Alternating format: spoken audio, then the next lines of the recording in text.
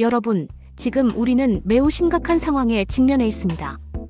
내란 수괴 혐의로 기소된 윤석열 씨가 임명한 대법원장과 그 휘하 판사들이 아이러니하게도 바로 그 내란 혐의에 대한 재판을 진행하고 있다는 사실입니다. 이처럼 중차대한 사건을 피고인이 임명한 수장이 심판한다는 것이 과연 공정한 재판이라고 감히 말할 수 있을까요? 정의를 향한 갈망이 짓밟히고 상식이 무너지는 현실 앞에서 우리는 깊은 고뇌에 잠기게 됩니다. 2024년 12월 3일 윤석열 전 대통령은 국가의 존립을 위태롭게 할 수 있는 비상계엄을 선포했습니다.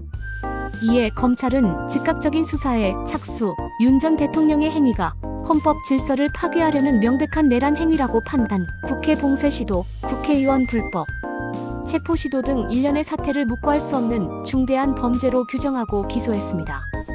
하지만 역사의 아이러니일까요? 이 엄청난 사건을 심판하는 자리에 앉아 있는 것은 바로 피고인 윤석열 씨가 자신의 권력으로 직접 임명한 대법원장이라는 사실입니다. 이는 마치 늑대에게 양을 맡기는 것과 같은 형국이 아닐 수 없습니다. 물론 법률적인 관점에서 보면 절차상 하자가 없을 수도 있습니다. 그러나 법은 최소한의 도덕입니다.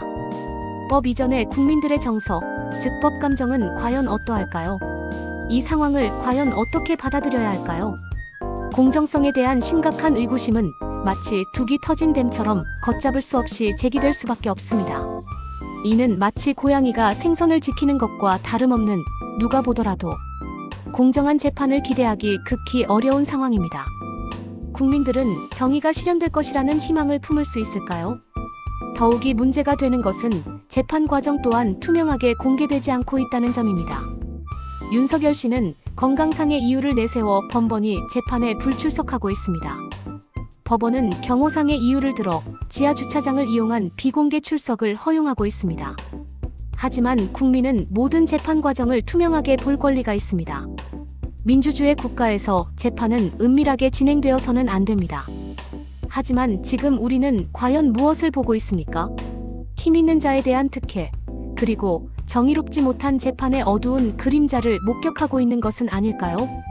국민들은 이러한 상황에 분노하며 진실을 요구하고 있습니다. 일부 법조계 인사들은 조희대 대법원장의 지나치게 신속한 상고심 진행이 오히려 사법부에 대한 국민들의 불신을 더욱 깊게 만들 수 있다는 우려를 조심스럽게 제기하고 있습니다.